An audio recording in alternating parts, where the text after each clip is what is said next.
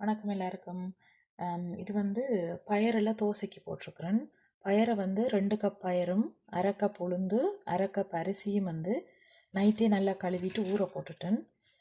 ஊற போட்டு இப்போ கழுவி வச்சுருக்கிறேன். இதை வந்து அரைக்கிறதுக்கு இதோடு சேர்த்து ஒரு சின்ன துண்டு ஒரு இஞ்சில் ஒரு இஞ்சும் ஒரு துண்டு போட்டிங்கன்னா நல்லா இருக்கும். உங்களுக்கு விருப்பமெண்டா உரைப்பாக வேணுமெண்டா பச்சை மிளகாயும் 2 போட்டு இதை வந்து நல்லா தோசை பதத்துக்கு அரைச்சி எடுத்துக்கொள்ளணும். அரைச்சிட்டு நீங்கள் உடனேயும் தோசையாக சுட்டு சாப்பிட்லாம்.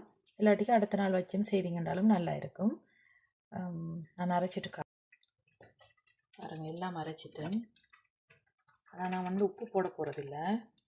உப்பு போடாமலே வந்து கொஞ்சம் நேரம் வைக்க போகிறேன். இந்த காலையில் அரைச்சினா நைட்டுக்கு வந்து இந்த தோசை ரெடி ஆயிடும். அப்போ கொஞ்சம் புளிக்கட்டுக்கு மட்டும் வச்சுருக்கிறேன். கையால் நல்லா கலந்து விட்டுட்டு கொஞ்சம் நேரம் அப்படியே மூடி வச்சிட வேண்டியதுதான். காலையில் அரைச்சினா நைட்டுக்கு சுடுவேன். தோசைமா ரெடி ஆகிட்டது. அதுக்கு நான் உப்பு கொஞ்சம் போட்டுட்டு இப்போ தோசையை சுடுறேன்.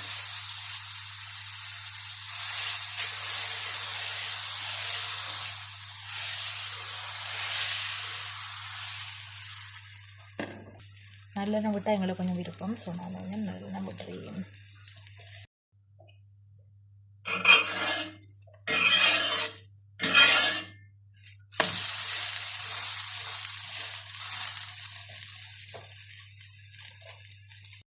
சூப்பரான தோசை ரெடி.